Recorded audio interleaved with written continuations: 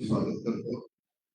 पत्रकार परिषदेला उपस्थित असणारे तुषार कामतीजी, योगेश गोळेजी, अजित चव्हाणजी, नाना पाटीलजी, सतीश शेट्टीजी, विलास लांडेजी, सर्व माझे उपस्थित असणारे विशेषतः दोन्ही राष्ट्रवादी काँग्रेस पक्षाचे सन्माननीय पदाधिकारी, सर्व आमचे कार्यकर्ते, सर्व पत्रकार बंधू, आपल्याला सगळ्यांना माहिती महाराष्ट्रामध्ये 29 महानगरपालिकेच्या निवडणूक सुरू झालेली आज 3 वाजता अंतिम चित्र स्पष्ट झालेलं आहे. काही जागा बिनविरोध झालेल्या आहेत वेगवेगळ्या महानगरपालिकेच्या, बाकीच्या ठिकाणी पंचरंगी अशा प्रकारचे आता निवडणुकीला सुरुवात झाली. या निवडणुकीच्या निमित्तानं सगळ्याच शहरांच्या मध्ये 9 वर्ष निवडणुका न झाल्यामुळं खूप कार्यकर्ते म्हणजे 17ला निवडणूक झाली, त्यानंतर 22ला व्हायला पाहिजे होती, ती 22ला होता, आता 26ला होतीये. 26 साल सुरू झालेलं आहे. फेब्रुवारीतच आपल्याला निवडणूक व्हायला पाहिजे होती 22 मध्ये, आणि त्याच्यामुळं बरेच कार्यकर्ते इच्छुकांची संख्या सर्वच राजकीय पक्षामध्ये जास्त होती. यामध्ये केंद्रामध्ये जरी आम्ही एनडीए सरकारमध्ये असलो, राज्यामध्ये आम्ही महायुतीमध्ये असलो, तरी आपल्याला आठवत असेल मागे महाविकास आघाडीमध्ये काम करत असताना देखील स्थानिक स्वराज्य संस्थांच्या मध्ये जिथं शक्य असेल तिथं आम्ही आघाडी करायचो, जिथं शक्य नसेल तिथं आम्ही त्या ठिकाणी एकमेकांच्या विरोधामध्ये उभे राहून त्या निवडणुकांना सामोरं जायचं. अशा प्रकारचं मागचे सुरुवातीला पत्रकारांना सांगतो, इथं पत्रकार परिषदात मी यायचं ठरवलेलं होतं, माझ्या सहकाऱ्यांना मी सांगितलेलं होतं, परंतु सुरक्षिततेच्या कारणामुळं काही आमच्या पत्रकार मित्रांना त्यांचं कार पत्रकारितेचा एवढं बघून सोडायला पाहिजे होतं, परंतु थोडस काही तपासणी वगैरे करण्याचा प्रयत्न आमच्या पोलीस खात्याने केलेला आहे. आमचं म्हणता येणार नाही, राज्य सरकारच्या कारण आचारसंहिता आहे, तर त्यांनी केला तो बरोबर नाही. मी अधिकाऱ्यांना पण सांगितलं की हे बरोबर नाही. पत्रकारिता एक महत्वाचा पत्रकार आहे आणि लोकशाहीमध्ये त्यांचंही एक अनन्य साधारण अशा प्रकारचं महत्व आहे, आणि त्याच्यामुळं असं आता पुढे जरी झेड कॅटेगरीचे पुढील तरी देखील आपण ती काळजी घ्या अशा पद्धतीनं तुम्हाला सांगितलेलं आहे. तर कृपा करून तुम्ही त्याबद्दल आमचा कुणाचा त्याच्यामध्ये दोष नाहीये हे माझ्या पत्रकार मित्रांनो आपल्याला सगळ्यांना माहिती आहे हे शहर जे बदलत गेलं, त्या शहराने एक आकार घेतला.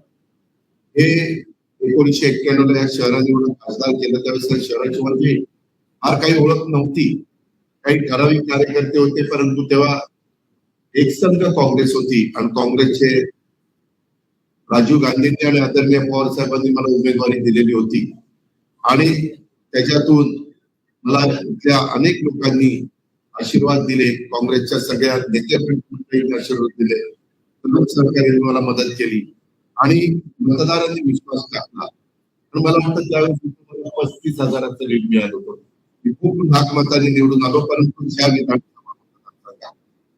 तेव्हापासून मी ठरवलं की आपण राजकारणात इतके नौके, आपला जास्त ओळखी नाही, परंतु निव्वळ काँग्रेसचे राजीव गांधी आणि आदरणीय पवार साहेबांच्याकडे बघून आपल्याला निवडून दिलेलं आहे आणि आपण काम केलं पाहिजे.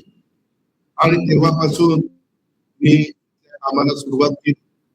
बँडवाला निवडणुका आल्या, त्या पहिल्यांदा कॉर्पोरेशनच्या निवडणुका रामकृष्ण धुळे इथं महत्वाची भूमिका बजावायचे, नानासाहेब नवले होते, माऊली लांडे होते, आनंदराव ठोकेजी होते, मदन बागदाजी होते, कृष्णराव भेडेजी होते, असे वेगवेगळे मान्यवर. तिरुमणी त्यावेळेस हे होते, अध्यक्ष होते, मला चांगलं आठवत आहे, आणि ते होते. असे सगळ्यांनी मिळून आम्ही सुरुवात केली. मला थोडस सांगण्याचं चांगलं काम कसं करता येईल माझा प्रयत्न असायचा, आणि त्याच्यातून बँगलोरची निवडणूक लढवली. आणि तेव्हापासून माझं या शहरातल्या वेगवेगळ्या जणांनी मी माझ्या सगळ्या सहकाऱ्यांच्या विश्वासात घेऊन काम करायला लागलो. बँगलोरची त्यावेळेसची महानगरपालिका, नंतर 5 वर्षात आम्ही भर घातली 97ला, मग 5 वर्षात भर घातली 2002ला, परत 5 वर्षात 2007ला, परत 5 वर्षात 2012ला, परत 5 वर्षात 2017.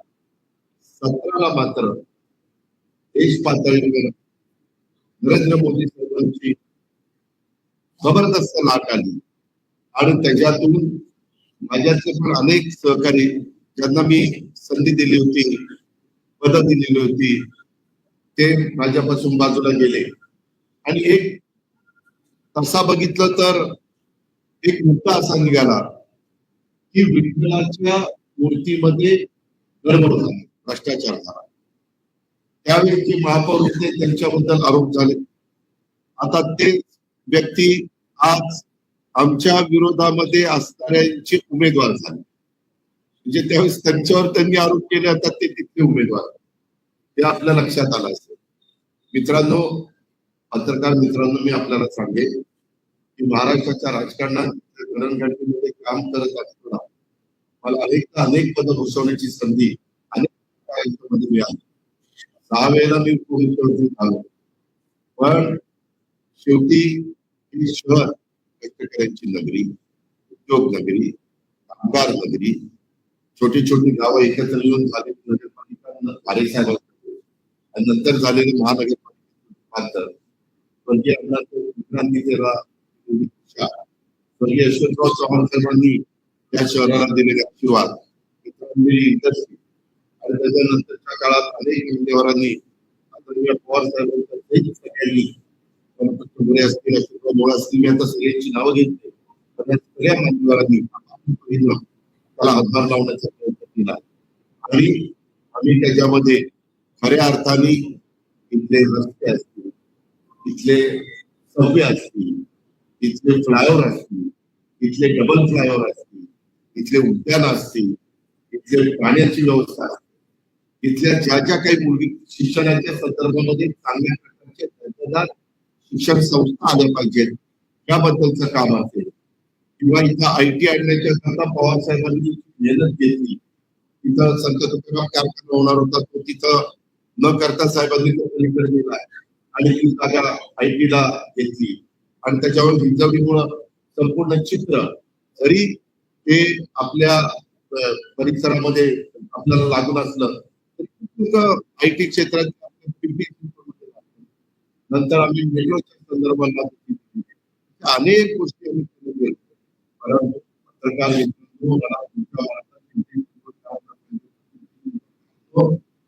आशिया खंडातली सगळ्यात श्रीमंत महानगरपालिका म्हणून एवढी विकासाची कार्य करत असताना केंद्राच्या मध्ये जे करोड रुपयाचा पैसा मिळाला. मला आठवतं एका काळी मी योगेश महापौर केलेलं होते आणि त्यावेळेस म्हणून आपल्याला होतं. मला वाटतं डॉक्टर मनमोहन सिंग यांचं सरकार एवढं त्या शहराचा नाव वाढवून इथं ऍटो क्लस्टर असते, इथं ऍटो हब असते, इथं सायन्स पार्क असते, अशा खूप काही गोष्टी आम्ही त्याच्यामध्ये करण्याचा मनापासूनचा प्रयत्न त्या ठिकाणी केला. त्याच्यामध्ये एक्झिबिशन सेंटर पण क्षेत्रामध्ये मुशीच्या जवळ करण्याच्या करता जागा घेतली. अशा खूप गोष्टी केल्या. परंतु पत्रकार मित्रांनो, कधीही या श्रीमंत महानगरपालिकेला आज 2015-16ला 4,844 कोटी रुपयाच्या ठेवी होत्या. 16-17ला त्या 3348 झाल्या. 17-18ला ते 29 झाल्या. 1903 झाल्या. 1920ला 2893 झाल्या. 20-21ला तुम्हाला 2300 झाल्या. त्याच्यानंतर 21-22ला 1800 वर आल्या. 22-23ला 1000 वर आल्या. 23-24ला 1900 वर आल्या. 24-25ला 1700 वर 2000. अशा ठेवी वास्तविक या ठेवी वाढत जायला पाहिजे होत्या आणि ती रक्कम जवळपास आजपर्यंत व्याज वगैरे 10,000 कोटीला जाते. त्याच्यामध्ये एवढंच नाही, कर्ज रोखे काढले आणि ते कर्ज रोखे काढून एक प्रकारे ते कर्ज रोखे म्हणजे एक प्रकारचं कर्जच आहे. आणि अशा पद्धतीनं या 10,000 कोटीच्या आपण शिकवतो जवळपास आता 2,000 कोटीच्या ठेवी आहे. 8,000 कोटी रुपये त्या ठिकाणी मोडले.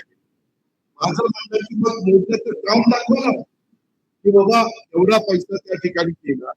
आज काम त्या ठिकाणी आपल्याला पाहायला मिळत नाही. तुम्हाला पत्रकार मित्रांनो मला सांगायचंय, माझ्या तुम्हाला विनंती आहे, तुम्ही पत्रकारिता करता, आपल्या सजीव बुद्धीला स्मरून या शहरामध्ये काय चाललेलं आहे हे आपणच पहा. एकट्या स्थापत्य विभागाचं दायित्व 2,700 कोटी रुपये दायित्व आणि पाणी पुरवठा विभागाचं दायित्व 604 कोटी रुपये, मनपाच्या इतर विभागाचं दायित्व जवळपास 4,000 कोटी रुपयाच्या पेक्षा आहे. आणि स्थापत्य विभागामध्ये तुम्ही बघितलं तर प्रामुख्याने नवीन विभाग ही त्यावेळेस 20 प्लॅन केलेला होता. मला वाटतं त्या काळामध्ये पाटील म्हणून एक आर्किटेक्ट पण त्याच्यामध्ये आणि ते हरित सेतू, अर्बन स्ट्रीट, हॉस्पिटल, विविध ठिकाणी असलेले सिमेंटचे ग्रामीण रस्ते, ग्रामीण रस्ते, फायर स्टेशन, शाळा, ओव्हरब्रिज वगैरे स्थापत्यामध्ये प्रामुख्याने पाणी पुरवठा विभागामध्ये बाबा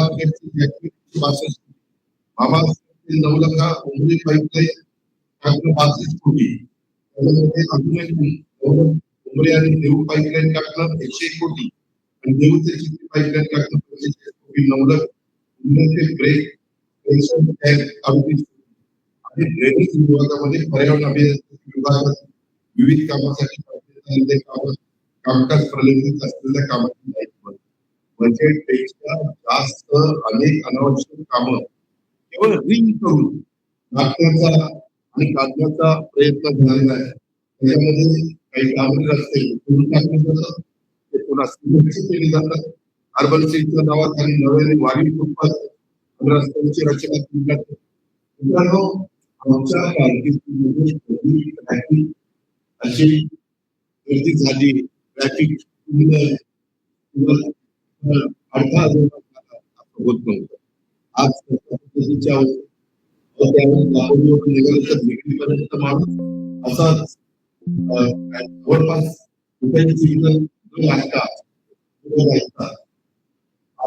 रस्ते आम्ही केले. कधी पण आम्हाला असतील, श्रीकांत परदेशी असतील, त्याच्यामध्ये आशिष शर्मा असतील, अशा अनेक अधिकाऱ्यांच्या बरोबर आम्ही कामं केली. सगळ्या टीमने मला साथ दिली आणि अशा पद्धतीचे ठराव आम्ही केले आणि एक महाराष्ट्रातलं आणि देशातलं एक महत्वाची सिटी म्हणून त्याचा नावलौकिक आपण वाढवण्याचं काम केलेलं आहे. आज कोणी जर बघितली तर रस्ते या सगळ्या गोष्टी परंतु पिंपरी चिंचवड शहर आज वाहतुकीच्या वेळच्या अडकलेलं आहे. मित्रांनो, भोसरीच्या आहे, भोसरीच्या पुलाचं भूमिपूजन असताना मी तिथं सांगितलं 2 मजली नाही 4 मजली झाला पाहिजे आणि तो पूल तिथं मी 4 मजली करायला हवा. त्याच्यामध्ये पिंपरी चिंचवड मध्ये आज अर्बन स्ट्रीटच्या नावाखाली अक्षरशः रस्त्यांची वाट लावलेली, फुटपाथ, पार्किंग, वाहतुकीचे आवश्यक असलेले रस्ते म्हणजे असं असतं जास्तीत जास्त घटकाला कुठल्या कामाला प्राधान्य फुटपाथ मोठे करून फुटपाथवर बऱ्याच मगरमच्छांनी अतिक्रमण करून तिथं मला तर तिसरे लोक हप्ते दिले आहेत. दापोली ते दिल्ली रोड, पिंपरी चिंचवड ते लिंक रोड, अकोले ते रावेत रोड, अशा अनेक चांगल्या रस्त्यांचं केलेले शहरात कुठेही व्यवस्था करायला आता जागा ठेवलेली. मेट्रो सिटीच्या खाली भर रस्त्यावर पार्किंग केले जातं.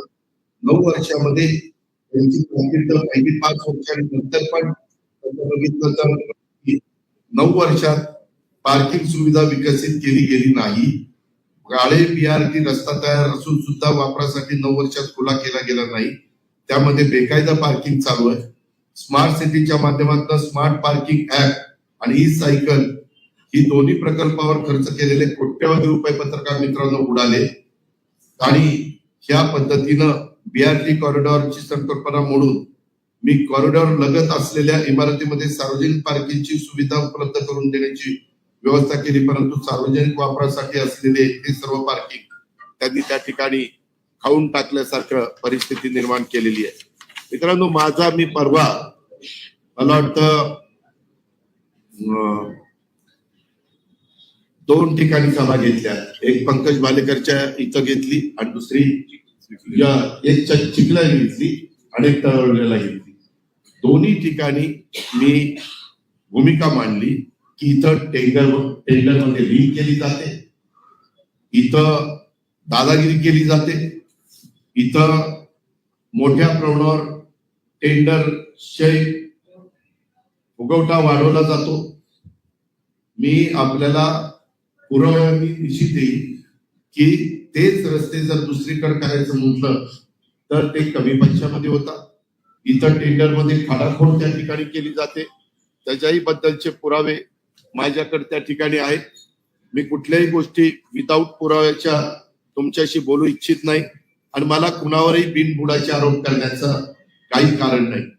इथं टेंडरिंग, दादागिरी, दापोडगिरी रस्त्याच्या अलीकडे पण अशा पद्धतीनं वेगवेगळे भाग पाडले गेले. त्याच्यामध्ये भोसरी, निगडी, चरोली, चिखली, दिघी, मोशी या पट्ट्यात टेंडर रकमेत ऍडपार किंवा जादा दराने निविदा सादर केल्या जातात. त्याच्यामध्ये वेगवेगळ्या पद्धतीनं 25-25, 30% पर्यंतचा फरक त्या ठिकाणी असतो. आणि तुम्ही बघा, काही लोकांच्या प्रॉपर्टी कशामुळे वाढल्या, असा काय चमत्कार घडला, असं काय त्यांनी कामं करून दाखवली, असे काय त्यांची इंडस्ट्री आहे की आज कोट्याधीश चे मालक हे झालेले. एक साधं उदाहरण द्यायचं, मधी कुत्र्याची नसबंदी काढली, भटक्या कुत्र्याची, आणि त्याच्यामध्ये 5 वर्षात 43,680 कुत्र्यांवर नसबंदी केल्याचा दावा केला. आणि लॉकडाऊनच्या काळात सर्व काही बंद असताना देखील 7,145 कुत्र्यावर नसबंदी केल्याचा दावा केला. 71 लाख रुपये नसबंदीवर त्या ठिकाणी बिल अदा केली. आता तुम्ही मला सांगा, जर एवढं झालं होतं तर या वर्षी ऑक्टोबर महिन्याच्या अखेरपर्यंत पिंपरी चिंचवडमध्ये कुत्रे चावण्याची संख्या नागरिकांची 20,000 लोकांनाच कुत्री चावली. आणि मग नसबंदी गेलेली कुत्री गेलं कुठं, आणि कुठं पिल्ल काय झाली कुठं, कसं हे जे काही चाललंय, अक्षरशः आतापर्यंत 1,70,000हून अधिक लोकांना कुत्रे चावल्याच्या घटना घडल्या. पत्रकार मित्रांनो, ही कोर्टाने पण सिरियसली घेतलं. इथल्या आपल्या कुत्र्यांच्या बाबतीत नाही, इन जनरल. आता खरं तुम्ही हसताय राव, मी खरं सांगतो, इन जनरल जे काही चाललेलं आहे त्याच्याबद्दल. पण कशात पण त्या नसबंदीत पण पैसे खायचे, काय मिळेल तिथं पैसे खायचे. पंतप्रधान आवास योजनेमध्ये डुडुळ गावात 1190 सैनिकांचा पंतप्रधान आवास योजनेचा प्रकल्प वाढीव दराने निविदा मंजूर केली. निविदा 142 कोटी 89 लाखाची, परंतु प्रत्यक्षात 25 कोटी रुपये जादा दराची म्हणजे 167 कोटी 82 लाखाची निविदा मंजूर केली. पत्रकार मित्रांनो, प्राधिकरण सेक्टर 12 मध्ये क्रमांक 6,452 सैनिकांच्या प्रकल्पाची सुमारे 630 कोटी रुपयांची निविदा ही त्या ठिकाणी काढली. ती मात्र बीजी सिडकेंनी 17-18% बिलोन घेतली. आज आपल्या इथं जे काही बांधकाम होत आहे त्याच्यामध्ये डुडुळगाव म्हणून जे आपला शहरातला भाग आहे, तिथं जमीन घेऊन स्वतः जमीन विकत घेतात बांधकाम व्यावसायिक किंवा संबंधित लोक, आणि 350 ते 4,000 रुपये प्रति स्क्वेअर फीट दराने फ्लॅट विकतात. मी खोटं सांगत नाही, तिथं डुडुळ गावाला. आणि आपल्या महानगरपालिकेत केवळ बांधकामाकरता 4 ते 4,500 रुपये प्रति स्क्वेअर फीटचा खर्च येतो. हे असलं भ्रष्टाचार चाललेला, असलं धुलाई आपल्या महानगरपालिकेची चालली. मला नागरिकांना आवाहन करायचंय, आता वेगवेगळ्या ठिकाणी देखील तू फॉर्म काढ, थोडा हे करू, तुला ते करू वगैरे वगैरे हे सगळे प्रकार चालले. पिंपरी चिंचवडमध्ये आमच्याकडे पण काम करत असताना केंद्रातली, राज्यातली, जिल्ह्यातली, तालुक्याची, गावची सगळीच त्या ठिकाणी कामकाज आम्ही बघायचो, म्हणजे ज्याला आपण सत्ता म्हणतो, तिथं आमची लोक होती. पण आम्ही सत्तेचा उत्पाद होऊन दिला नाही, माज होऊन दिला नाही. आता सत्तेची मस्ती, नशा आणि माज झालेला आहे आणि त्यामुळे या सगळ्या घटना घडतायत. हे माझ्या पिंपरी चिंचवड नागरिकांनी ध्यानामध्ये घेतलं पाहिजे. स्मार्ट सिटीच्या बद्दल देखील या प्रकल्पात भ्रष्टाचार झाल्यामुळे हा प्रकल्प अपयशी ठरलेला आहे. त्याच्यामध्ये तुम्हाला सांगतो, आपल्या शहरात डग टाकण्यात आले. वास्तविक आपण ज्यावेळेस रस्ते केले ना, त्याच वेळेस डग टाकलेले होते आणि केबल नेटवर्क टाकण्यात आलं. या प्रकल्पासाठी 250 कोटीचं टेंडर काढलं आणि हा प्रकल्प पूर्णपणे फसला.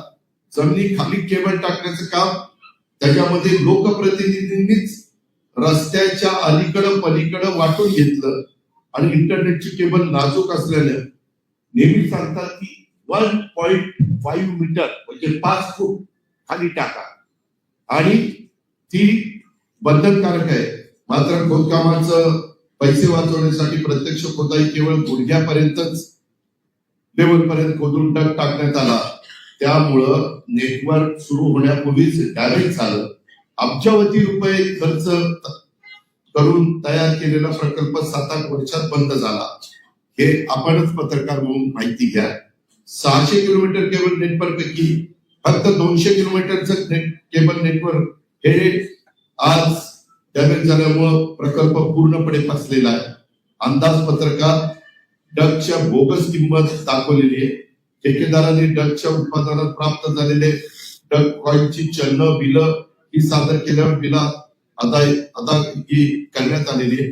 खरं तर समोर आल्यास इस्टिमेट तयार करताना केलेली बनवेगिरी उघड होऊ नये म्हणून डगच्या उत्पादकाकडूनच प्राप्त झालेल्या डग कॉईनच्या प्रत्येक चलनांवरील बिलावर डगदाराला व्हाईटनर लावून सादर करण्यात आलेले.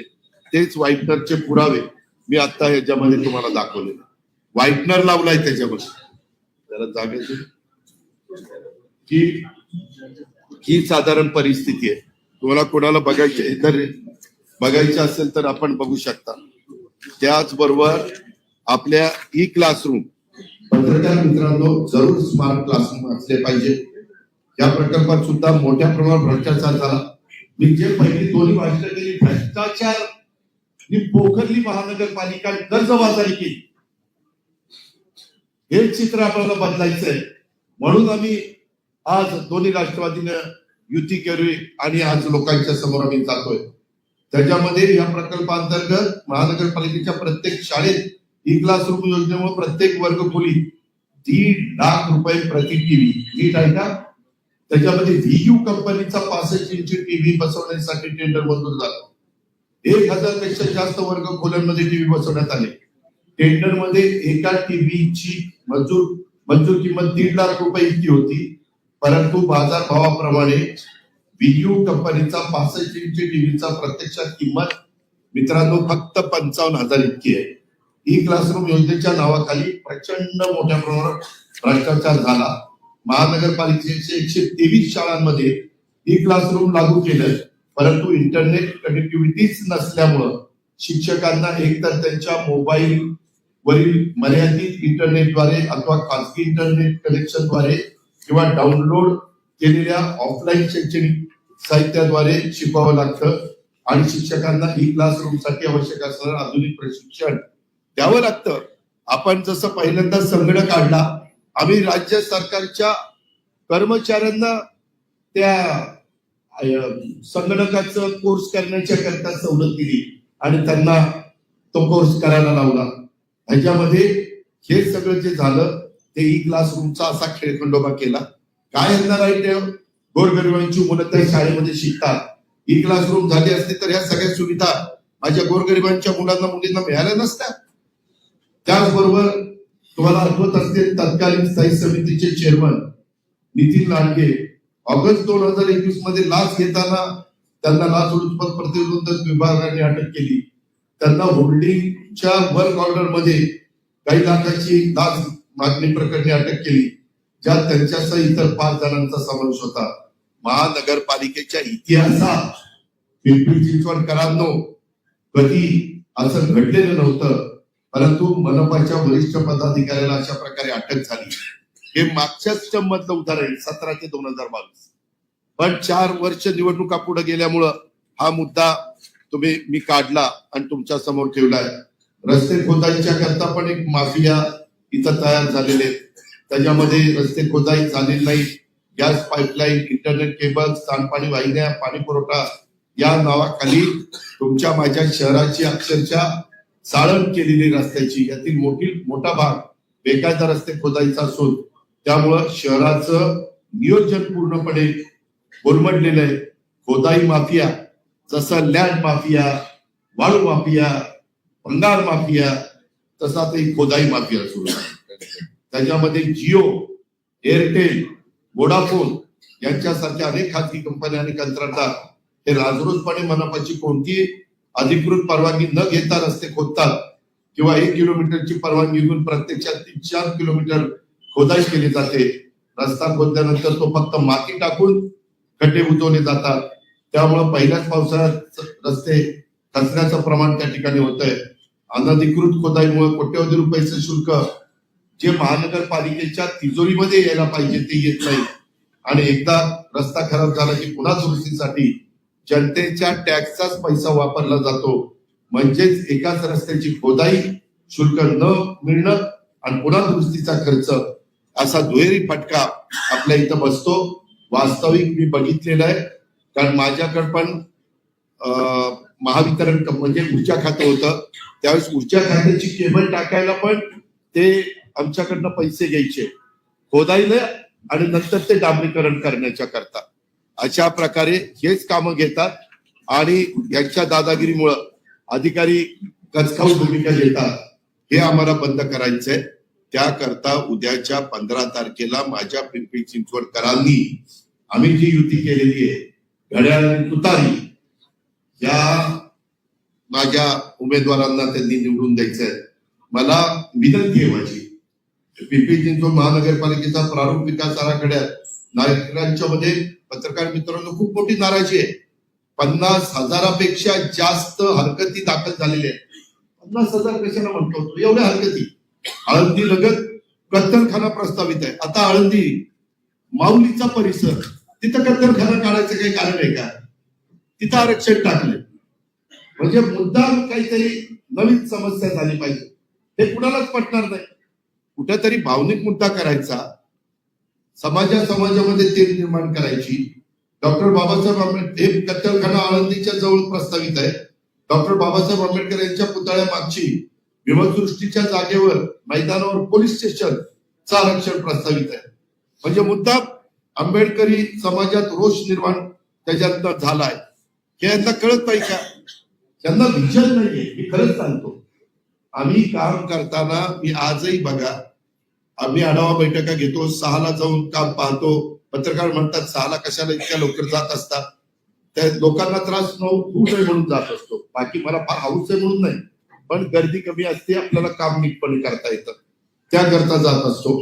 आणि ज्या सगळ्या गोष्टी आहेत त्याच्यामध्ये ज्याच मैदानावर माझ्या माहितीप्रमाणे पैगंबर जयंती देखील साजरी केली जाते. अल्पसंख्याक समाज पण आता तिथं पोलीस स्टेशनचं आरक्षण टाकल्यामुळे नाराज आहे. वीर चाफेकर बंधू यांच्या स्मारकाच्या विस्तारीकरणाचं आरक्षण ज्या जागेवर प्रस्तावित केलं त्याच जागेवर यापूर्वी खाजगी बांधकाम करण्याकरता अधिकृत परवानगी देण्यात आलेली. हे काय चाललेलं आहे? वीर चाफेकर बंधूंचं योगदान तुमच्या माझ्या देशाला स्वातंत्र्य मिळण्याच्या करता ज्यांनी स्वतःच्या जीवाची पर्वा केली नाही, स्वतः शहीद झाले, अशा पद्धतीनं ह्या गोष्टी अधिकृत परवानगी घेऊन बांधण्यात आलेल्या बांधकामावर आरक्षण, रस्ते रुंदीकरण प्रस्तावित, 25-30 वर्षापासून बांधण्यात आलेल्या घरांवर आरक्षण, रस्ता रुंदीकरणाकरता प्रस्तावित, हजारो कुटुंब उद्ध्वस्त झाली. भूरेषेमध्ये मोठ्या प्रमाणावर फेरफार करण्यात आले, टेकड्या गायब करून निवासीकरण करण्यात आलं, अनेक नाले पाणवठे गायब करून त्या जागी निवासी विभागात समाविष्ट करण्यात आल्या, अनावश्यक आरक्षण टाकून सामान्य नागरिकांच्या जमिनीवर आरक्षण टाकण्यात आली. व बिल्डरांच्या जमिनी मोकळ्या करण्यात आल्या.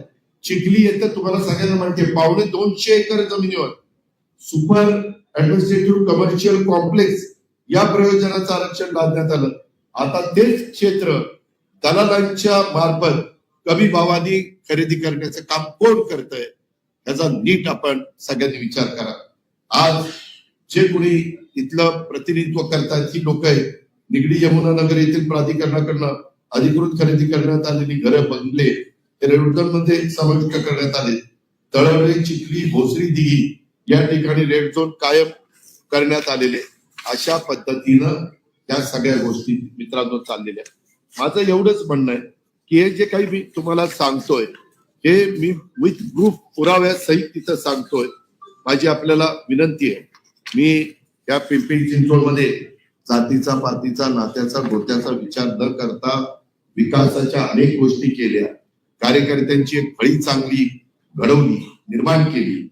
त्याच्यामध्ये काहींना विधान परिषदेवर पण मी संधी दिली, काहींची नाराजी पत्करून त्याच्यामध्ये मी काहींना स्थायी समितीचं चेअरमन केलं. कितीतरी अशा प्रकारची नावं मला तुम्हाला त्या ठिकाणी सांगता येतील. मी कधीच या शहराचा विकास करताना व्यक्तिगत हेतू ठेवला नाही. आपल्या काळात विकास कामांचा झपाटा आणि दर्जा कसा असायचा तुम्ही मित्रांनो आठवा. माझ्या काळामध्ये आम्ही सगळे बघायचो त्यावेळेस डिवायडर मधली झाडं जिवंत असायची, त्याला पाणी टाकलेलं असायचं. आता डिवायडरच्या झाडाची काय अवस्था, तिथली मुरुम कुणी काढत नाही, पाणी कुणी टाकत नाही, कुणी बघत नाही. त्यांचं एकमेव लक्ष कुठं काय भ्रष्टाचार करून पैसे कमवता येतील एवढा एकही कार्यक्रम चाललेला. कुठंही अशा पद्धतीनं हे काम चांगल्या पद्धतीनं झालं. आता मेट्रोला पण तुम्हाला माहिती आहे, आता अण्णा इथं बसलाय, इथनं मला वाटतं चिंचवडवरून ना पिंपरी नाही, तिथून निगडीपर्यंत 3 स्टेशन होते. यांनी मला सांगितलं दादा अजून एक स्टेशन पाहिजे. आम्ही केलं ना. मी नेहमी म्हणतो आम्ही कामाची माणसं आहे, आम्ही बिनकामाची माणसं नाही. आमच्यावर आरोप झाले, बिनबुडाचे झाले, आम्ही त्यावेळेस निरसन करायला कमी पडलो आणि त्याचा फटका आम्हाला बसला. परंतु आज जड धाकट दिवसा डावळ्या लुटारूंची टोळी इथं निर्माण झालेली आणि मी हे सगळं आकडेवारीनं तुम्हाला सिद्ध करून दाखवलेलं आहे. उलट आपलं उत्पन्न दरवर्षी वाढतं, कारण इमारती होत आहेत. तुम्ही बघा सुरुवातीच्या काळामध्ये आपल्या इथं असणारे टॉवर आणि आता झालेल्या सोसायट्या ह्या बघितल्या तर पत्रकार मित्रांनो काही काही सोसायट्या 40,000 लोक तिथं राहतात, त्यांचा टॅक्स येतो.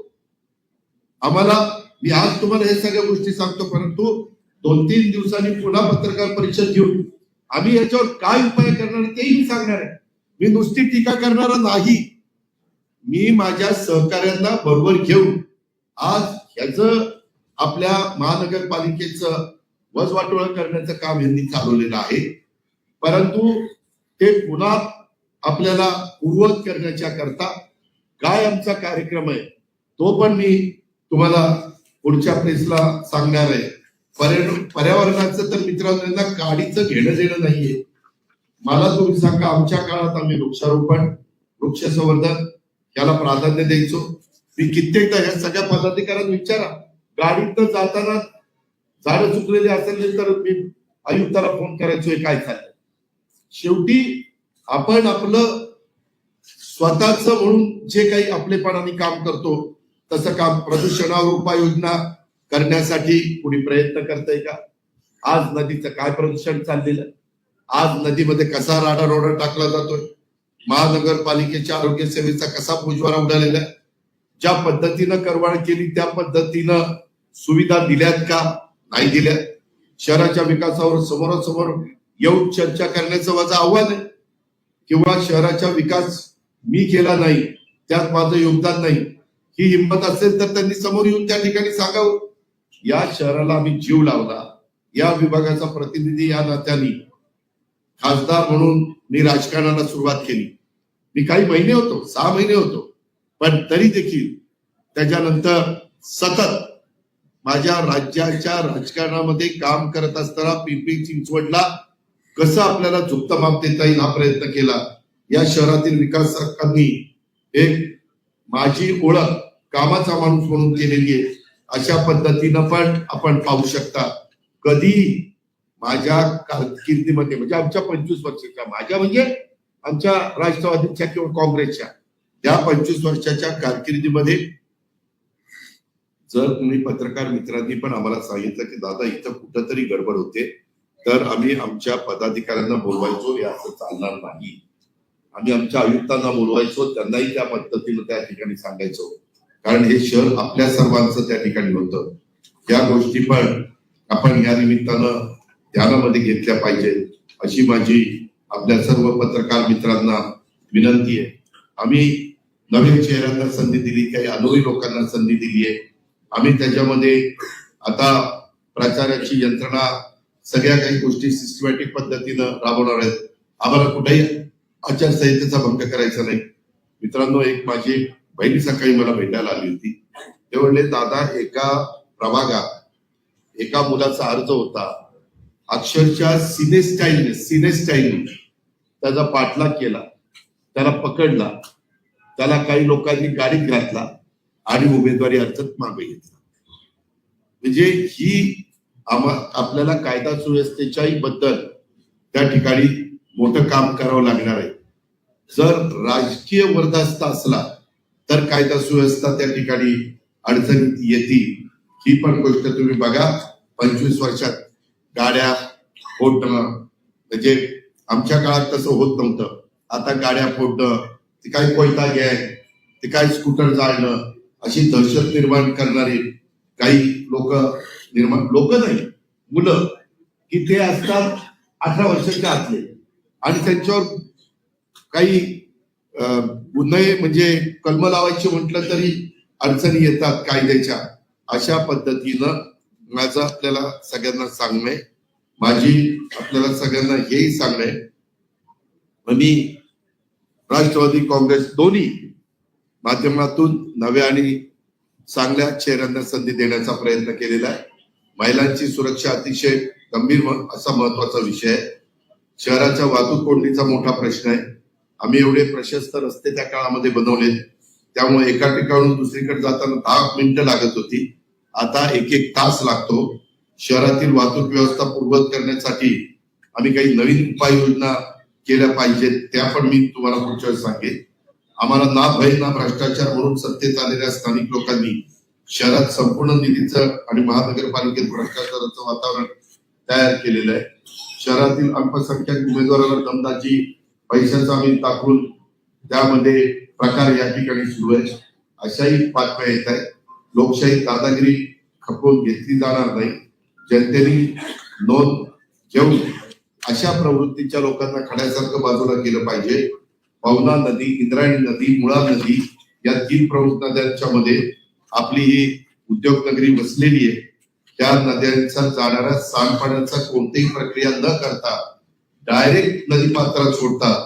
त्या न केल्यामुळं ते त्याच्यावर सिवेज ट्रीटमेंट प्लांट मध्ये ट्रीटमेंट न केल्यामुळं कामाचे पैसे उकळले जातात. काही अधिकारी दबावाला आमिषाला बळी पडतात. अशा दुर्दैवी घटना इथं चाललेल्या आहेत. जॅकवेलच्या कामात भ्रष्टाचार, उदळवाडीच्या कारवाईत लघुउद्योजक उद्ध्वस्त झालेला आहे. कित्येक लघुउद्योग मी पण सुधारणा केल्या, पण आम्ही कुणाला वाऱ्यावर सोडलं नाही, त्यांची पर्यायी व्यवस्था केली. आज इथं आपल्याला काही ठिकाणी हॉकर झोन करावे लागतील, ते मी पुढच्या वेळेस सांगेन. प्राणी संग्रहालयात ठेकेदारांच्या तिजोऱ्या भरल्या जातात. स्मार्ट सिटी घोटाळ्यामध्ये देखील गडबडी आहे. सफाई कामगारांच्या कामात मोठा घोटाळा, त्याच्यामध्ये गुरुजी इन्फ्रास्ट्रक्चर, एजी इन्फ्रा प्रोजेक्ट या 2 ठेकेदारांच्या विरोधात 23 जुलै 2021 ला तक्रार नोंदवण्यात आलेली आहे. कचऱ्यामध्ये देखील भ्रष्टाचार चाललाय. शहरात दक्षिण आणि उत्तरेत असे 2 भाग करून बायो मायनिंग या गोंडस नावाखाली 45 कोटी 92 लाख रुपये त्या कामात भ्रष्टाचाराचं पुरण बनवलेलं आहे. मोबाईल टॉवर घोटाळा, टॉवर अधिकृत करण्यासाठी महानगरपालिकेच्या बांधकाम परवाना विभाग आणि कर संकलन विभागाचे संगमन करून पैसे लाटले जातात. कुत्र्याचं नसबंदीचं सांगितलं, अर्बन सीटचं सांगितलं. त्याच्यामध्ये 1.25 किलोमीटर रस्त्यासाठी पत्रकार मित्रांनो, खर्च किती असावा? 81 कोटी. 1.25 किलोमीटरचा रस्ता, 81 कोटीचा खर्च. काय चाललंय म्हणजे फार लुबाडणूक, अशी लुबाडणूक कधी कुठे बघितली नव्हती. टेनको रस्त्यावर मुळा नदी सुधार कार्यक्रम 300 कोटीचा, स्वच्छतेच्या निविदा. पण शहर तुम्हाला स्वच्छ दिसतं का? धूळ आणि कचरा त्या ठिकाणी दिसतो. पालिकेच्या कारभारात पारदर्शकतेचा पूर्णपणे अभाव आहे. राज्यातील कोणाचाही वचक राहिलेला नाहीये. त्यामुळे शहरामध्ये लुटालूट गँग तयार झालेली आहे आणि याच भ्रष्टाचारी राक्षसाचं दहन करण्यासाठी आम्ही हे सगळ्या निवडणुकीच्या मैदानात उतरलेलो आहे. आणि थांब ना बाबा, जरा कळ जरा. त्यामध्ये निवडणुकीच्या मैदानात आम्ही उतरलोय. जनतेने माझे या पत्रकार परिषदेच्या निमित्तानं सर्व स्तरातल्या जनतेला आव्हान आहे, तरुण वर्गाला, मध्यमवर्गीयांना, वडीलधाऱ्यांना, सर्व क्षेत्रातल्या, की तुम्ही आम्हाला साथ द्या. आज मी या निमित्तानं ही पत्रकार परिषद त्या ठिकाणी घेतलेली आहे आणि त्या पद्धतीनं माझी पुढची प्रचाराची पण सगळी लाईन तशा पद्धतीनं राहणार आहे. माझं तुम्हाला सगळ्या पत्रकार मित्रांनो माहिती आहे की या शहरावर माझं मनापासून प्रेम आहे. या शहराबद्दल मला आत्मीयता आहे. या शहराची काळजी मला मनापासून घ्यावीशी वाटते. आता लोक येतील जातील, पण शेवटी हे शहर आपल्याला सगळ्यांना सांभाळायचंय आणि त्याच्यात 92 ते 2017 तुम्ही जशी साथ दिली, त्याच्यात कुठं काही त्रुटी राहिल्या असतील तर ते मी दुरुस्त करेन. कारण माझ्या सुरुवातीच्या काळात या शहराने मी त्यावेळेस कुठलंही काम न करता भरभक्कम पाठिंबा 91ला दिलेला होता. मी पाहिलेलं स्वप्न या शहरातील मी प्रत्यक्षात आणण्याचा प्रयत्न केलेला आहे आणि त्यामुळे या शहराला देश पातळीवर एक नवी ओळख आपण निर्माण करून दिलेली आहे. पण अलीकडच्या काळात तिथं जर बघितलं तर ते बघवत नाही पत्रकार मित्रांनो. कर्ज काढून सण साजरा केला जातोय. इथल्या पुढाऱ्यांनी जसं ऋण काढून सण साजरा करू नये असे जुनी लोक आम्हाला सांगायची. शहरापेक्षा स्वतःला आणि स्वतःच्या परिवाराला मोठं होण्याची एवढी राक्षसी भूक या शहराची परिस्थिती बिघडवलेली आहे. मला हे बघवत नाही, म्हणून मी आमच्या वेगवेगळ्या सहकार्यांना बरोबर घेण्याचा प्रयत्न केलेला आहे. माझा त्याच्यामध्ये जीव तोडतो हे मी मनापासून आपल्याला सांगतो. मी तुम्हालाही पत्रकार मित्रांना सांगेन, आम्ही आमच्या 25 वर्षात काय केलं आणि यांनी यांच्या 9 वर्षात आशिया खंडातली सगळ्यात श्रीमंत महानगरपालिका कशी कर्जाच्या खाईत लोटली हे आपण सगळ्यांनी पाहावं आणि प्रत्येकाने आपल्या सद्विवेक बुद्धीला स्मरून मतदान त्या ठिकाणी करावं असं आवाहन मी या निमित्तानं करतो. विचार एखादी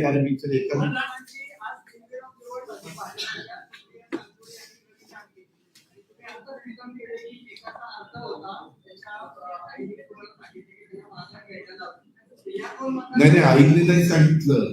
एक माझी लाडकी बहीण आलेली होती, त्यांनी सांगितलं.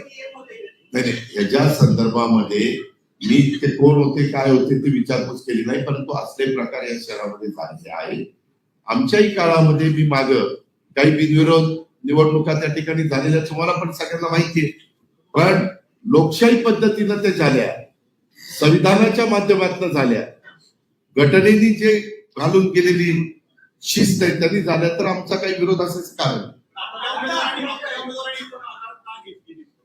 अहो त्यामध्ये काही उमेदवार त्या बाबतीमध्ये त्यांची इतकी दहशत आहे की तिथं उभं राहायला देखील काही जोडत तयार होईल. ही वस्तुस्थिती आहे, हे मी मान्य करतो, ही वस्तुस्थिती आहे.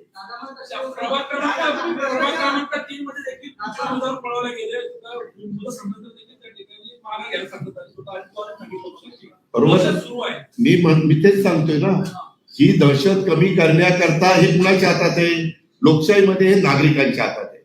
नागरिकांनी मनात आणलं आणि या शहराला पुन्हा कर्जबाजारातनं बाहेर, कर्जबाजारी जरी महानगरपालिका केली ती पूर्वपदावर आम्ही मागे आणली होती. कामं केली, आम्ही 25 वर्ष कामं केली. पत्रकार मित्रांनो, एकही जण असं म्हणू शकणार नाही की अजित पवारांच्या त्या कारकिर्दीमध्ये कामं झाली नाही. कामं केली, वृक्षारोपण झालं, ग्रीनरी झाली, सगळ्या काही गोष्टी झाल्या. पण त्यावेळेस आम्ही कर्ज काढलेलं नव्हतं. उलट ठेवी वाढवत वाढवत केंद्राचा पैसा, राज्याचा पैसा, वेगवेगळ्या योजनांचा पैसा आणि त्याला जोड आपल्या महानगरपालिकेची, असं करून आम्ही ती केली.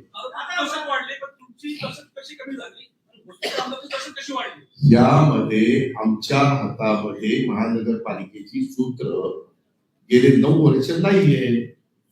त्यामुळं तिथं दहशत वाढली.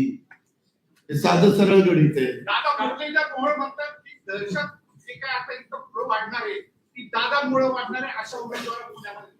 या संदर्भात मी पुण्याच्या प्रेसमध्ये बोलणार आहे.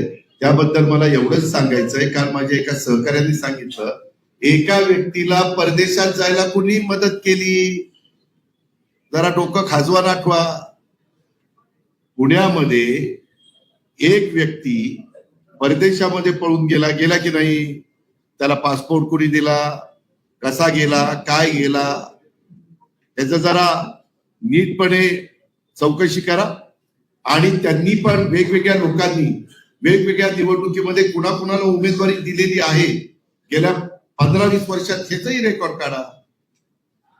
मी त्या संदर्भात माझी फक्त इथं युती एनसीपी म्हणजे तुतारी आणि घड्याळ नाही, त्याच्यामध्ये आम्ही RPI सचिन खरात गट म्हणजे RPI Republican party of India, त्यांनी पण पुण्यात पिंपरी चिंचवड माझे पत्र आहे. काल विजय स्तंभाला दर्शन करण्याच्या करता, अभिवादन करण्याच्या करता मी गेलो.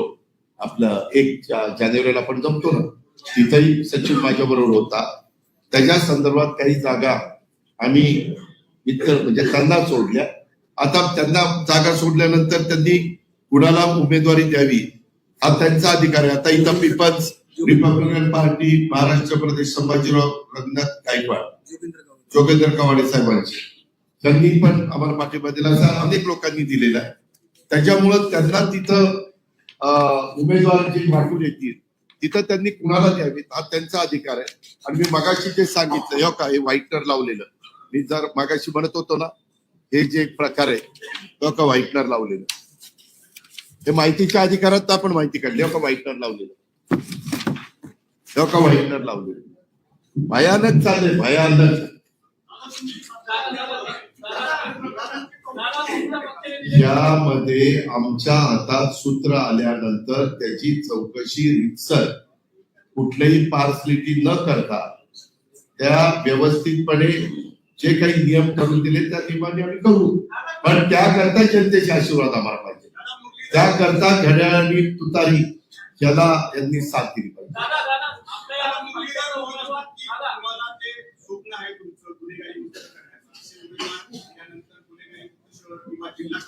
मी तुम्हाला सांगतो, तुम्ही मला किती वर्ष ओळखता? 35 वर्ष ओळखता. 35 वर्ष ओळखता ना. मी कधी ह्या गोष्टीचं समर्थन केलं? कधी केलंय?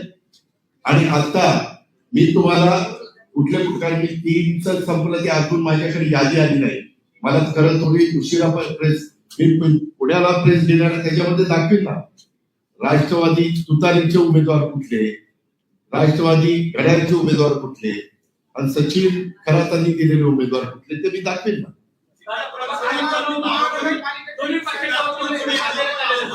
काय काय बर, उद्या त्याला गुन्हा कुणावर झाला तर गुन्हा सिद्ध व्हायच्या आधीच तो दोषी असतो का? असतो. तुम्हाला माहितीये माझ्यावर 70,000 कोटीचा भ्रष्टाचाराचा आरोप झाला ना. ज्यांनी ज्यांनी केलं त्या सगळ्यांच्या बरोबर मी सरकारमध्ये आहे ना, आहे ना.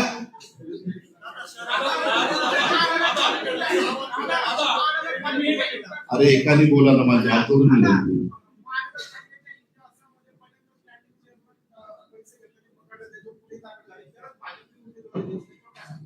नाही, हे तुम्ही बघायचं. मी काय बोलणार आहे? मी बोललो की तुम्ही म्हणाल हा हे असंच करणार. तुम्हाला सगळे उमेदवार डोळ्यासमोर आहेत, कुणी काय केलं. आता ज्या माझ्या लाडक्या भगिनीला मी महापौर केलं होतं, तिनंच तिकडे तिकीट घेतलं, तिच्यावरच आरोप झाले की हिनं ते पांडुरंगाच्या मूर्त्यांमध्ये गडबड केली. आता काय करायचं?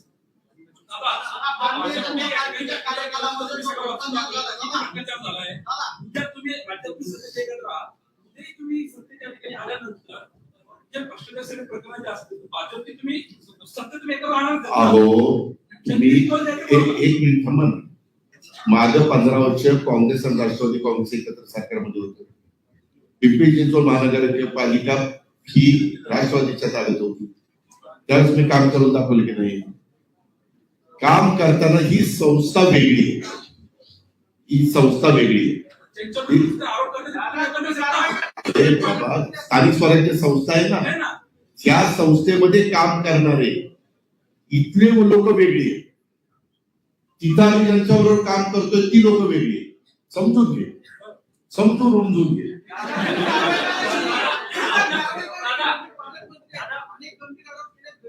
त्याच्यामध्ये सांगितलं ना की महानगरपालिकेची सूत्र जर पुन्हा मागच्यासारखी आमच्या हातात दिली तर आम्ही या सगळ्या गोष्टी मी पुढच्या प्रेसला हे सगळं तुम्हाला काय करणार.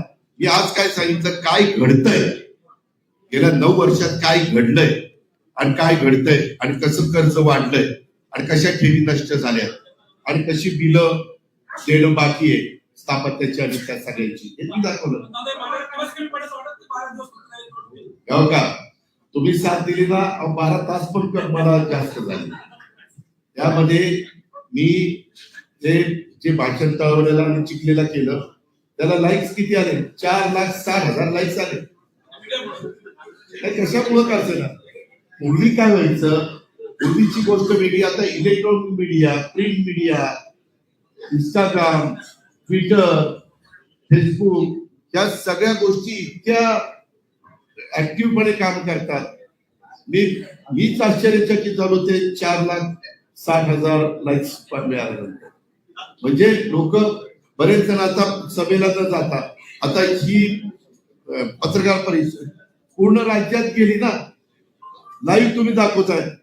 माझं काम कित्येक करोड लोकांना तुम्ही दाखवले.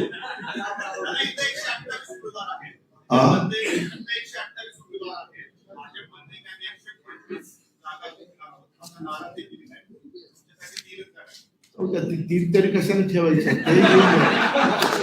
त्या पण घेऊन टाकू. प्रभाग क्रमांक 19 मध्ये पिंपरी चिंचवड शहर विकास आघाडी म्हणून एक आघाडी आली आहे. प्रभाग क्रमांक 19 मध्ये पिंपरी चिंचवड शहर विकास आघाडी नावाची एक 4 उमेदवार आहेत. त्यांना भाजपच्या पडद्यावर म्हणजे स्थानिक नेत्यांचा पाठिंबा, छुपा पाठिंबा आहे अशी चर्चा चालू आहे. यावर आपलं काय मत आहे? मी त्याची माहिती घेतो.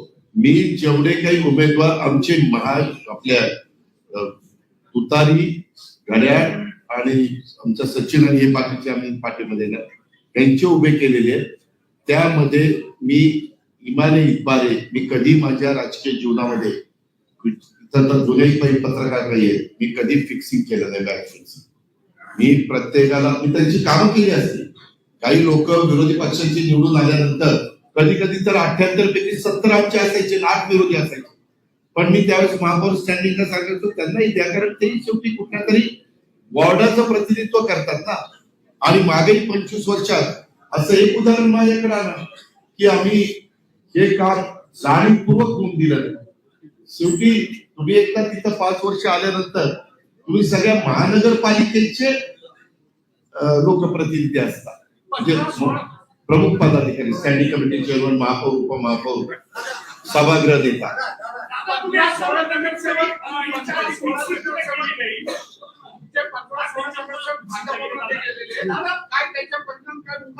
काय नाही, त्यांना ज्यावेळेस मी नगरसेवक केलं त्या आधी नगरसेवक नव्हते ना, कोरीच पार्टी होती ना. तसं आता त्यांच्या जागी नवीन लोकांना करायचं. फक्त जनतेने आशीर्वाद दिले पाहिजे, बटणं दाबली पाहिजे.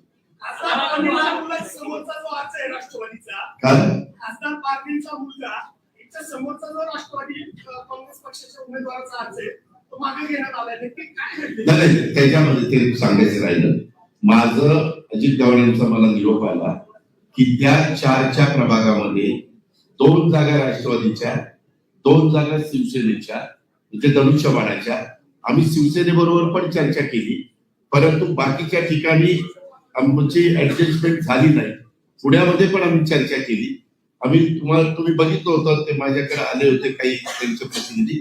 इथं मात्र आम्ही आमच्या दोघांच्या अंडरस्टँडिंगनी दोन त्यांचे दोन आमचे केले.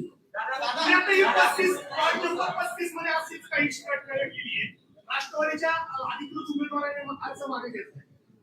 कुठला 35 म्हणजे पुण्याचं मी पुण्यात सांगतो ना, आम्ही पिंपरी चिंचवड करता खास आलोय, ते तिथं गेल्यावर सांगतो.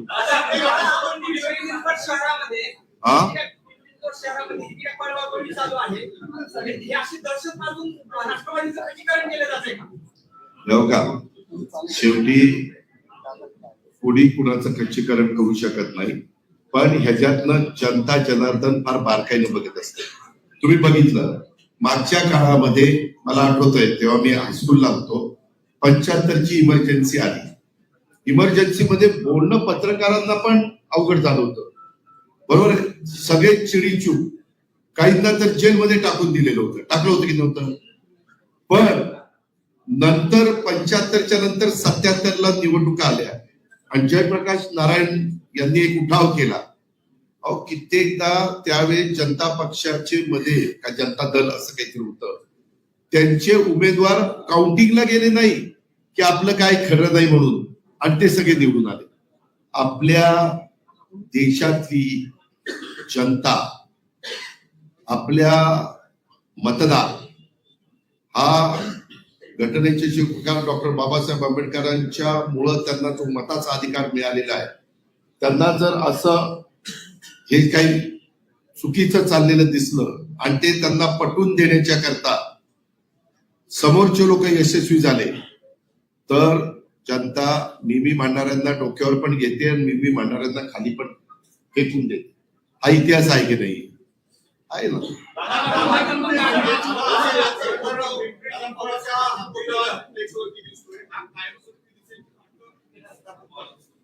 तुझ्या तोंडात साखर पडू.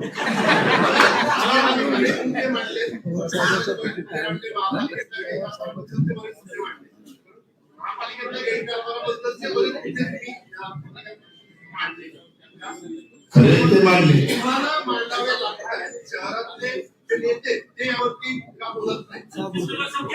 त्यामध्ये मी आता बोलतोय ना,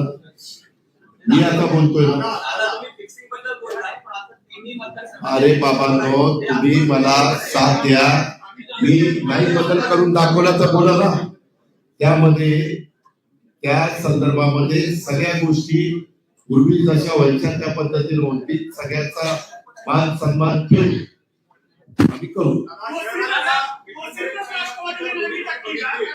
अजित पवार सारख्यांनी उमेदवारी अर्ज भरला नाही, तर दुसरीकडे विक्रांत लांडे ही उमेदवारीच्या रिंगणात दिसून येत नाही. विक्रांत लांडेंच्या त्यांनी मला सांगितलं की मला नाही दिलं तरी चालेल, माझ्या भावाला द्या, म्हणून त्याच्या भावाला दिले ना. अजित पवार म्हटलं, दादा मी आता आमदारकीला उभा राहणारा माणूस महानगरपालिकेला कसा त्याच्यामुळे ती आता पुढच्या आमदारकीची वाट बघतो. काय आपली अडचण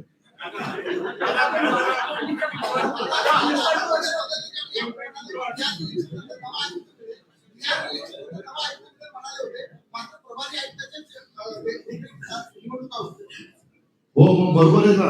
त्या निवडणुका झाल्यावर नवीन आयुक्त मिळेल. कुणी पण ते करतायत ना चांगलं.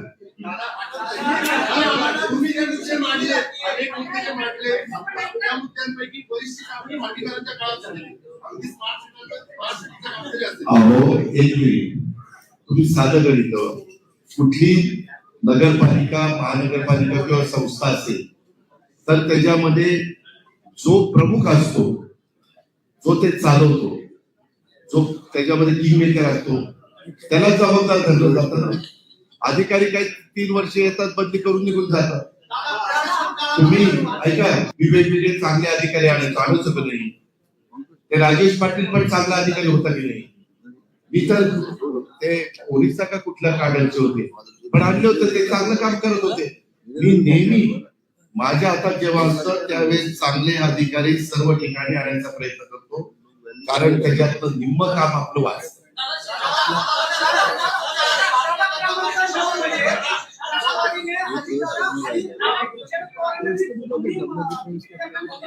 त्यामुळे भाजपला फायदा होणार नाही. काय दिली शरद पवार गटाने दिले आणि भाजपचा उमेदवार आहे क्रमांक 9 मध्ये. हा. त्याच्यामुळे भाजपला फायदा होणार नाही. आम्ही सांगून बघितलं त्यांना, परंतु ते म्हणले नाही, तुम्हाला एका एक जणांना घ्यावं लागेल, तिथं काही शेवटी आमचं जमलं नाही. त्याच्यामुळं वाद वाढवण्याच्या पेक्षा मैत्रीपूर्ण लढत असं करून आम्ही कालच्या विधानसभेला पण काही ठिकाणी मैत्रीपूर्ण लढत ते झाल्या की तुम्हाला माहित नाही का?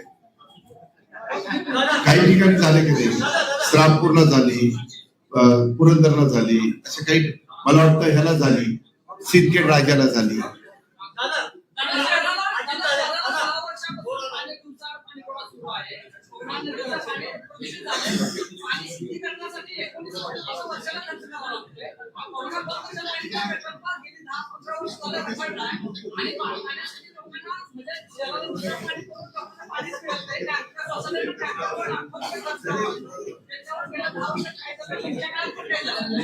एक मिनिट, आमच्या काळात झालं नाही असं चुकीचं बोलू नका. मी माझ्या काळामध्ये बंद पाईपलाईनचं काम सुरू केलं, त्याच्यानंतरच्या काळामध्ये एक घटना घडली, ती गोळीबार झाला, त्याच्यातनं माझी प्रचंड बदनामी केली की होय त्यांनी हे सगळं कृत्य घडवलं, त्याची जबरदस्त किंमत मला राजकीय मोजावी लागली.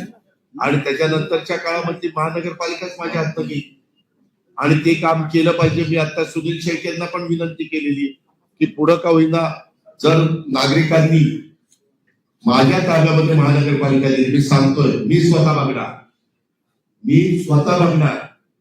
मी कामाचा माणूस आहे. माझे नागरिकांना आव्हान आहे, तुम्ही माझे उमेदवार निवडून द्या, मी रोज पाणी या शहराला देण्याच्या करता 100% यशस्वी होत असेल. मी जे बोलतो ते करतो, तेवढी धमक ताकद माझ्यामध्ये आहे.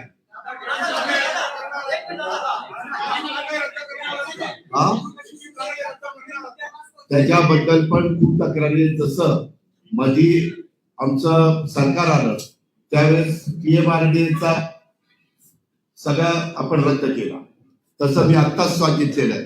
त्या पद्धतीनं गोरगरिबांच्यावर, लहान घटकाच्यावर अन्याय करणारा तो DP प्लॅन आहे, तो आम्ही ठराव करून रद्द करू. जनतेने हे काम करण्याच्या करता मला बहुमत दिलं पाहिजे. बहुमत दिलं तर मी या सगळ्या गोष्टी करू शकतो आणि मी ते करून दाखवलं 25 वर्ष.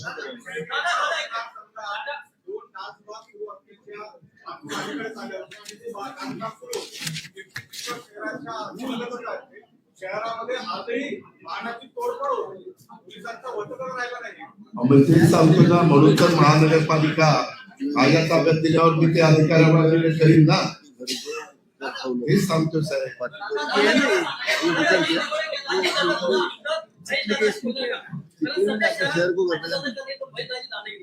मी आव्हान करतोय, मला अजित दादा म्हणत असले तरी मी दादागिरी करत नाही. दादागिरी करत असतो तरी इथपर्यंत पोहोचलोच नसतो. मला सगळ्या जाती धर्माच्या लोकांना बरोबर घेऊन जायचंय. शिवशाहू फुले आंबेडकरांच्या विचारधारेने आम्ही पुढे जाऊन पाहतोय. त्याला माझ्या पिंपरी चिंचवडकर हा मिनी भारत आहे, त्या मिनी भारताने आम्हाला आशीर्वाद द्यावेत. नागरिकांनी कुठल्याही दबावाला बळी न पडता आतमध्ये जाऊन कुणाचं बटन दाबता हे कुणाला कळू शकत नाही आणि खुल्या वातावरणात, खुल्या मैदानामध्ये ह्या निवडणुका व्हाव्या आणि सगळ्यांनी लोकशाही आणि आचारसंहितेचा कुठेही भंग न होऊ देता प्रत्येकाने, आज आता तुम्ही मगाशी विचारलं, काही लोक गेले, त्या सगळ्यांना काय प्रलोभन दाखवलं, तुम्ही या, महानगरपालिका आमची येणार आहे, आम्ही तुम्हाला टेंडर देऊ, आम्ही तुम्हाला हे देऊ, आम्ही तुमचा खर्च करू, आम्ही तुमचा अमुक करू. कारण आता ह्यांना 3-3, 4-4, 5-5 वेळा मीच निवडून आणलेलं. मी त्यांना विचारलं बाबा का असं करता, तर त्यांनी ह्या गोष्टी सांगितल्या. म्हणजे एक प्रकारे पण तरी पण आम्ही जवळपास 125 उमेदवार तर उभे करू शकलो.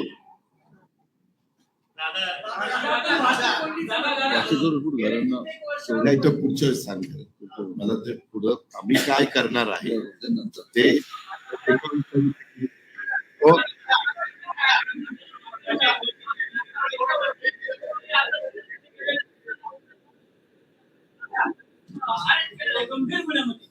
काय काय कोण प्रहार क्रमांक 11 मधनं राष्ट्रवादी काँग्रेस पक्षाच्या उमेदवारी अर्ज भरण्यासाठी गेलेल्या उमेदवाराला पोलिसांनी गंभीर गुन्हा त्याच्यावर काल आरोप होता. मी माहिती घेतो, मला ही बातमी आताच कळली. आमचा कोणी उमेदवार नाही.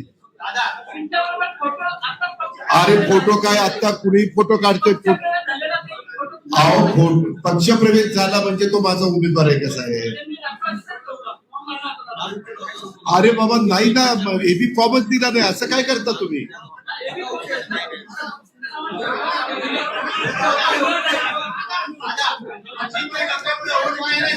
हा ऐका ऐका ऐका ऐका, मला मुद्दा काढला. ऐका, माझ्या काही सहकाऱ्यांना असंही सांगितलं काही मी, अहो तुम्ही आमच्याकडे या, 2,500 मतं तर अशीच आम्ही पहिलीच ऍडजस्ट केलेली आहे आणि मग बाकीची मिळणार, असंही काही नाही. वास्तविक मी आपल्याला सांगतो, मशीन मध्ये कुणालाही चेंज करता येत नाही.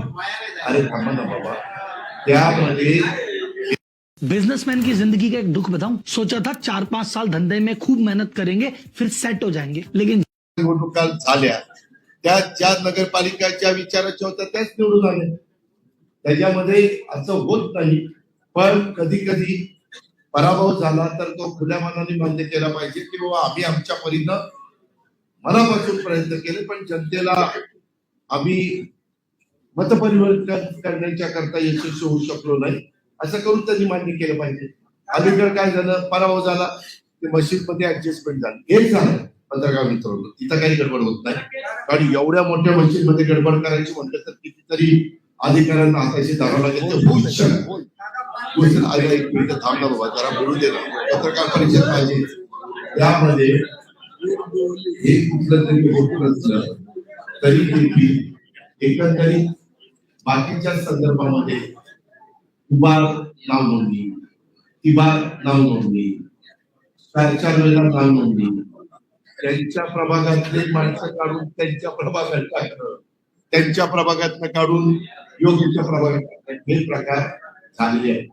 आणि मी हे संबंधित अधिकाऱ्यांना सांगितलं असं करू नका, किंवा काहींचे नावच तिथनं गायब होणं, असे काही प्रकार झाले, ते होता कामा नये. आणि हे सगळ्यांनीच मान्य केले. म्हणजे तुम्ही असं, तुम्ही मध्ये रवींद्र चव्हाणांचे स्टेटमेंट ऐकलं असेल, तरी पण त्या पद्धतीने बोलता. ठीक आहे, धन्यवाद. जय हिंद, जय महाराष्ट्र.